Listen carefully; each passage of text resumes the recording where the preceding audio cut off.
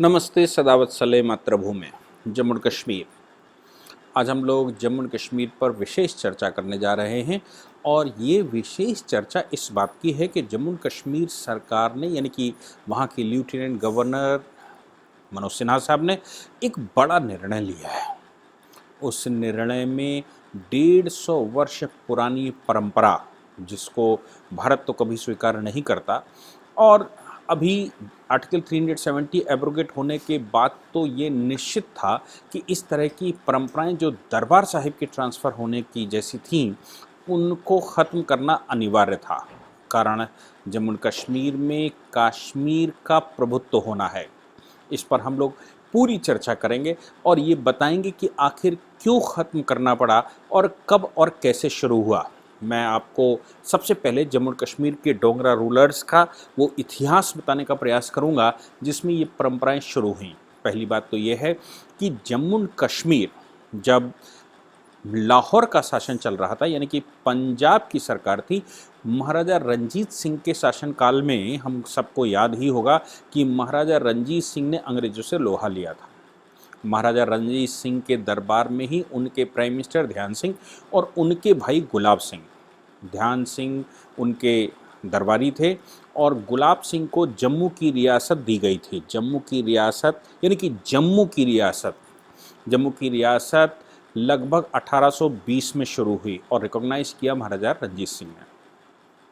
1846 में एक बड़ा युद्ध हुआ अंग्रेज़ों का और सिखों का, यानी कि महाराजा रंजीत सिंह और अंग्रेज़ों का युद्ध हुआ जिसको एंग्लो सिख वॉर कहते हैं, और उसमें महाराजा रंजीत सिंह हार गए।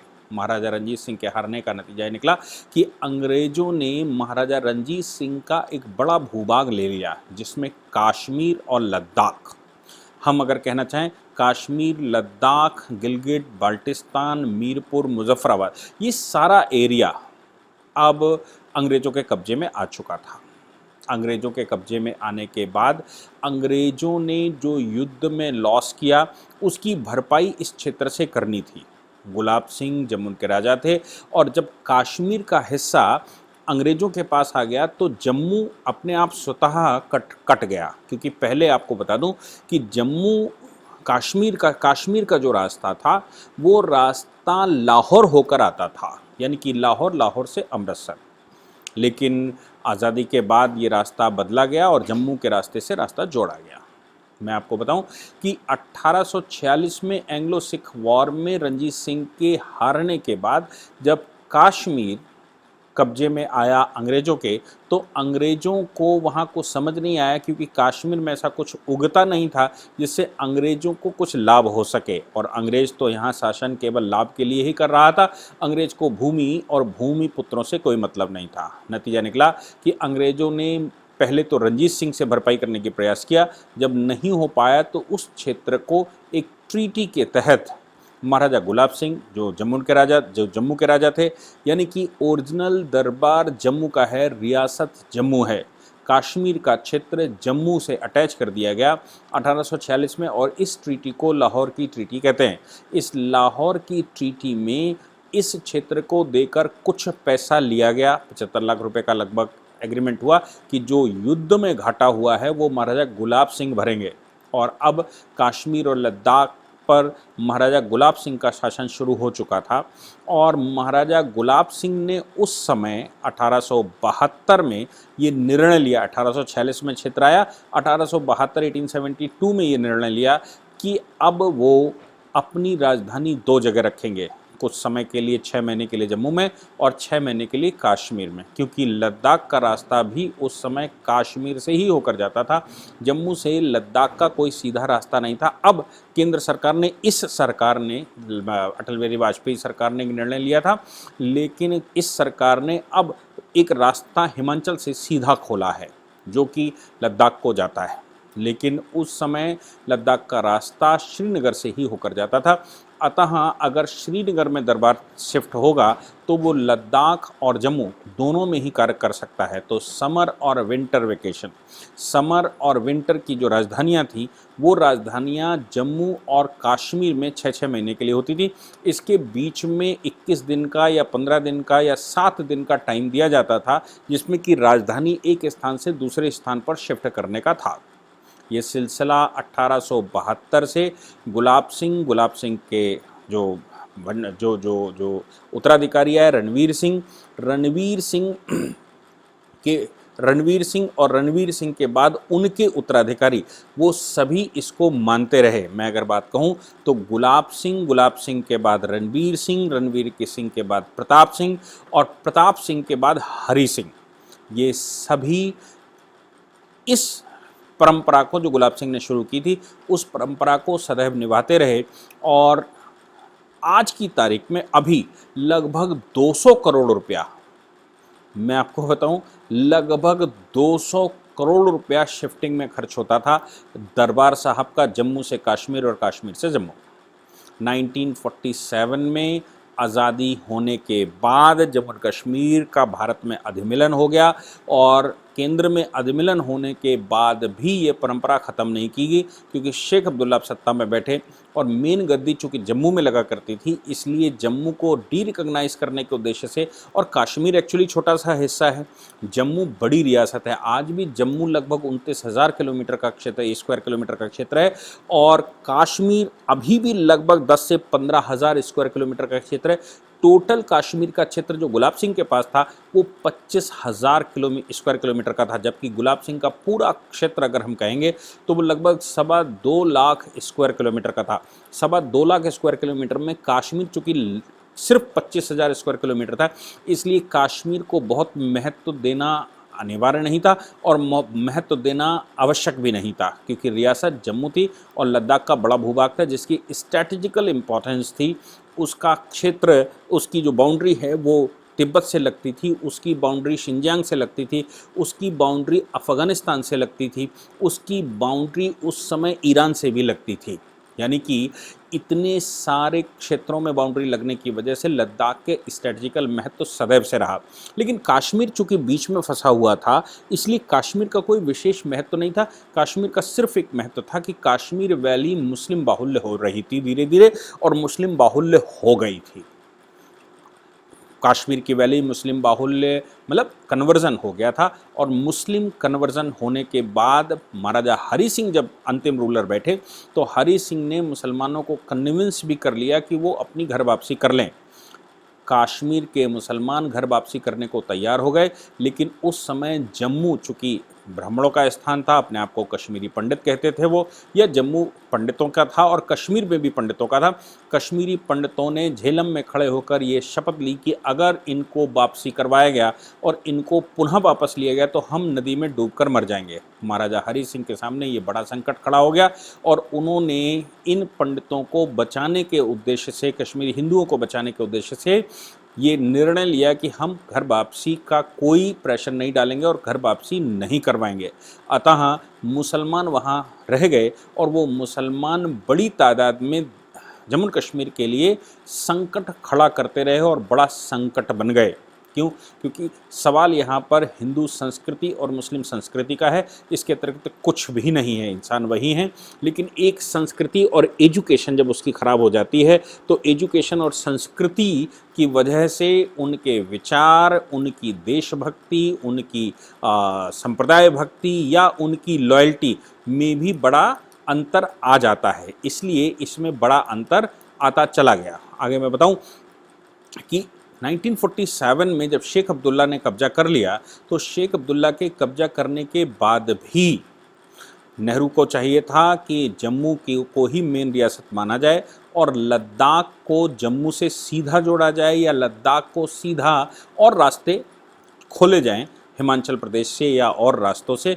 लेकिन जवाहरलाल नेहरू तो अपने ही रंग में रंगे हुए थे और शेख अब्दुल्ला अपने हिसाब से खेल खेलता चला गया और अब पूरे जम्मू कश्मीर लद्दाख को कश्मीर के नाम से जाना जाने लगा।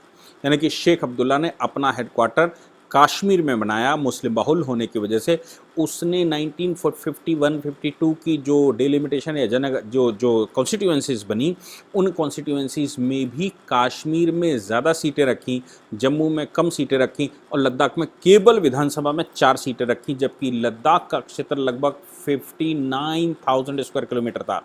यानी कि जम्मू कश्मीर का वो क्षेत्र जो पाकिस्तान ने कब्जा कर लिया लगभग 1 से सवा लाख स्क्वायर किलोमीटर, उसके बाद 1 लाख स्क्वायर किलोमीटर बचा, उसमें 10 से 15,000 स्क्वायर किलोमीटर की वैली और 59,000 स्क्वायर किलोमीटर का लद्दाख और 29,000 स्क्वायर किलोमीटर का अभी ये जम्मू। तो ये परंपरा ख़त्म होनी थी लेकिन नहीं हुई और पूरी की पूरी शिफ्टिंग कश्मीर में हो गई। यहाँ तक कि जो महाराजा हरि सिंह का खजाना था, सरकारी खजाना, 2 तरह के खजाने होते थे उस समय राजाओं के पास, एक उनका व्यक्तिगत खजाना होता था और एक उनका रियासत का खजाना होता था। तो रियासत का खजाना जिसका स्थान टकसाल और स्थान जिसका जम्मू में होता था, शेख अब्दुल्ला वो भी उठाकर कश्मीर ले गया। अभी भी वो बक्से जिनमें वो खजाना दबा हुआ है, वो बक्से कश्मीर के पास थे और फाइनली पूरे वर्ल्ड वाइड एक तुष्टीकरण की राजनीति में शेख अब्दुल्ला का फेवर करने के उद्देश्य से वर्ल्ड राजनीति में पूरे क्षेत्र को 1 लाख स्क्वायर किलोमीटर या उससे ज़्यादा के क्षेत्र को अब कश्मीर कहा जाने लगा। यानी कि लोग ये भूल गए कि सबसे बड़ा क्षेत्र लद्दाख का है, फिर दूसरे नंबर पर जम्मू का है और कश्मीर एक छोटी सी वैली है जिसको हम कहें कि वो मुस्लिम जो रूलर है वो या मुस्लिम जो प्राइम मिनिस्टर नेहरू जी ने बना दिया वो वहाँ पर बैठता है। इसलिए शेख अब्दुल्ला के आने के बाद भी, यानी कि आज़ादी के बाद भी, ये कोई हिम्मत नहीं कर पाया कि ओरिजिनल रियासत जम्मू में ही रहे और कश्मीर में उसकी शिफ्टिंग न करके लद्दाख में उसकी शिफ्टिंग कर दी जाए। समर और विंटर का मामला रहता ही है। तो अभी जैसे इस समय चल रहा है, इस समय बहुत गर्मी वहाँ पर जम्मू में चल रही है और कश्मीर में थोड़ा ठंडक है। तो अब राजधानी जुलाई में वहाँ शिफ्ट होती है और 6 महीने तक वहाँ रहेगी। 6 महीने के बाद वो फिर से जम्मू में शिफ्ट होगी जब सर्दी बहुत ज़्यादा पड़ने लगेगी। ऐसी पूरी की पूरी व्यवस्था में पिछले साल 2020 में गीता मित्तल, जो कि वहाँ की चीफ जस्टिस हुआ करती थी, गीता मित्तल ने इस बात के ऑब्जेक्शन लगाए थे कि भाई हमारा कोर्ट शिफ्ट होता है, पूरा सिस्टम शिफ्ट होता है, इसमें करोड़ों रुपया खर्च होता है और असुविधा होती है, ये सब खत्म किया जाना चाहिए। आज के लेफ्टिनेंट गवर्नर मनोज सिन्हा ने इस बात को ध्यान में रखा और ध्यान में रखते हुए उन्होंने अब 21 जून को एक निर्णय लिया और उन्होंने कहा कि दरबार साहब अब शिफ्ट नहीं किया जाएगा। हालांकि दरबार साहब शिफ्ट करने के लिए मैं आपको बताऊं कि लगभग 10,000 कर्मचारी 6 महीने जम्मू में और 6 महीने कश्मीर में रहते थे और ये 10,000 एम्प्लॉयज़ का खर्चा सरकार उठाती थी। इसमें लगभग 200 करोड़ रुपए, आप सोच सकते हैं कि जम्मू कश्मीर जैसी रियासत जिसके पास अपना रेवेन्यू जनरेशन का माध्यम 370 की वजह से नहीं बन पाया, लोग इन्वेस्टमेंट नहीं कर पाए, वहाँ पर प्रोग्रेस नहीं हो पाई, वहाँ डेवलपमेंट नहीं हो पाया, वहाँ केवल एक टूरिज़्म के अलावा कुछ और हो ही नहीं पाया कभी। ऐसे स्थान पर 200 करोड़ रुपया साल का खर्च होना कितनी बड़ी त्रासदी राज्य के साथ रही होगी। मैं आपको बताऊं साथ में कि इस 200 करोड़ को बचाने के उद्देश्य से मनोज सिन्हा साहब ने एक ऑर्डर किया और उन्होंने कहा कि अब दरबार साहब शिफ्ट नहीं किए जाएंगे। उनसे सवाल पूछे मीडिया ने कि भाई कैसे नहीं शिफ्ट किए जाएंगे, आप क्या करना चाहते हो? तो उन्होंने कहा कि इसमें बहुत सारे ट्रकों की ज़रूरत पड़ती थी, लाखों लाख फाइल हमको यहाँ से वहाँ ले जानी पड़ती थी और हर 6 महीने में यहाँ से वहाँ शिफ्टिंग करनी पड़ती थी। इस शिफ्टिंग में 15 से 20 दिन, 6 महीने, फिर 15 से 20 दिन लगते थे, यानी कि साल का 1.5 महीना लगभग शिफ्टिंग में ही लग जाता था और एम्प्लॉयज़ के अलग से भत्ते देने पड़ते थे, अलग से सिस्टम बनाना पड़ता था, उनके रेजिडेंस की व्यवस्था करनी पड़ती थी और बहुत कुछ। उन्होंने कहा कि हमने इसका एक काट निकाला है, अब हमको दरबार साहब शिफ्ट करने की आवश्यकता नहीं, क्योंकि हमने सारे डॉक्यूमेंट जो जम्मू कश्मीर रियासत के हैं उनका डिजिटलाइजेशन कर दिया है और डिजिटलाइज करके उनको भारतीय सर्वर पर शिफ्ट कर दिया गया है। भारतीय सर्वर पर शिफ्ट यानी कि NIC के अपने सर्वर रहते हैं, उन सर्वर्स पर शिफ्ट कर दिया गया है और अब चाहे कश्मीर में रहो, चाहे जम्मू में रहो, चाहे लद्दाख में रहो या प्रदेश के किसी भी स्थान पर रहो, उस यूनियन टेरिटरी में किसी भी स्थान पर उन डॉक्यूमेंट्स को एक्सेस किया जा सकता है। इसलिए अब उनके ट्रांसफ़र पोस्टिंग या उनकी ढुलाई की कोई आवश्यकता नहीं है कि उसको ढोया जाए। इसलिए हमने चूंकि उसको उंगलियों पर शिफ्ट कर दिया है, अब उसको ढोने की आवश्यकता नहीं।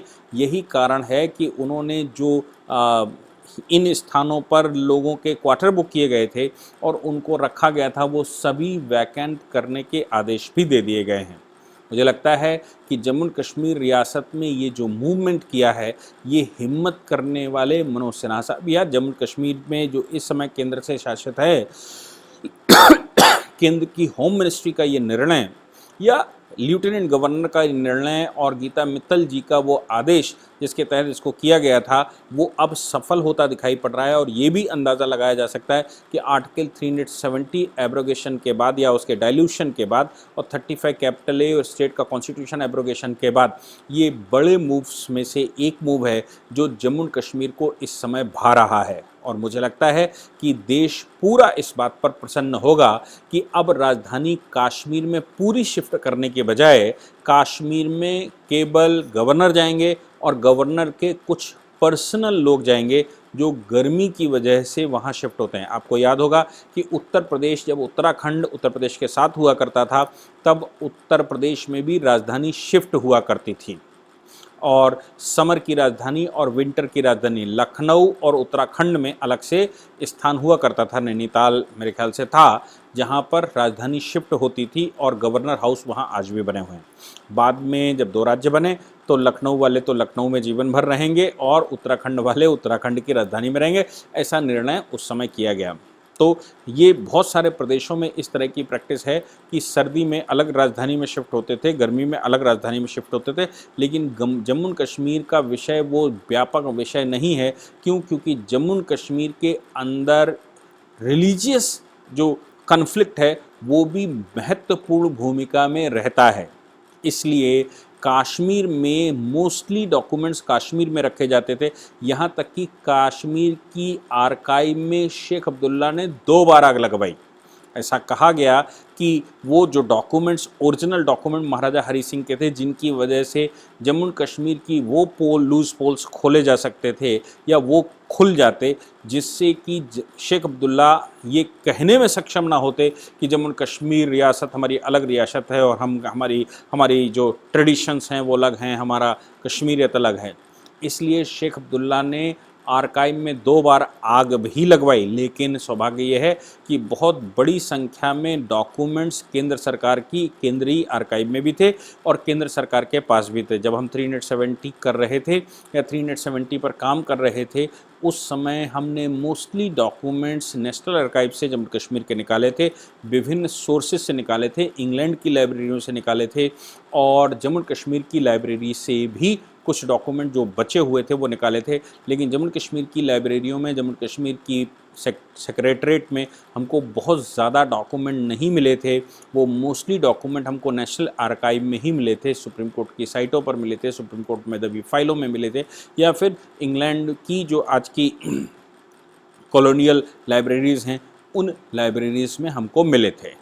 अब सवाल यहाँ पर ये पैदा होता है कि मनोज सिन्हा साहब जब ये ख़त्म कर रहे हैं तो जम्मू कश्मीर के अंदर या स्पेशली कश्मीर के अंदर क्या रिएक्शन होने वाला है और क्या रिएक्शन हो सकता है, ये अगले 2-4-10 दिन में दिखेगा। लेकिन ऐसा मुझे लगता है कि जब नेहरू ने बख्शी गुलाम मोहम्मद, जो कि शेख अब्दुल्ला के बाद वहाँ के प्राइम मिनिस्टर बने थे, तो गुलाम मोहम्मद को दिल्ली बुलाकर पूछा था कि जम्मू कश्मीर, उस समय जम्मू कश्मीर की आबादी 40 लाख होती थी, तो उन्होंने उनसे पूछा कि जम्मू कश्मीर के 40 लाख आपके साथ कितने लोग हैं? तो उन्होंने कहा 40 लाख। बोले शेख के साथ कितने लोग हैं? तो उन्होंने 40 लाख। तो बोले ये कैसा 40 लाख का शोर है? तो बोले टोटल आबादी भी 40 लाख है।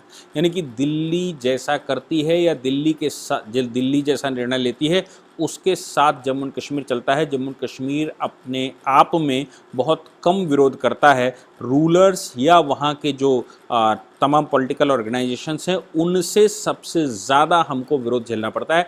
इसलिए नेहरू जी अगर शेख के साथ हैं तो 40 लाख की आबादी शेख के साथ है, और नेहरू अगर बख्शी गुलाम मोहम्मद के साथ हैं तो फिर बख्शी गुलाम मोहम्मद के साथ वहाँ के 40 लाख आबादी। इसलिए मुझे लगता है कि आज की तारीख में वहाँ मनोज सिन्हा हैं और मनोज सिन्हा जी के ऊपर अगर किसी का हाथ है तो वो केंद्र की सरकार का है। इसलिए वहाँ के 2 करोड़ लोगों की जो लाइब्रेरी है, या 2 करोड़ लोग हैं, वो इस समय केंद्र के साथ हैं। 1-2%, 5% तो विद्रोही सब जगह पाए जाते हैं।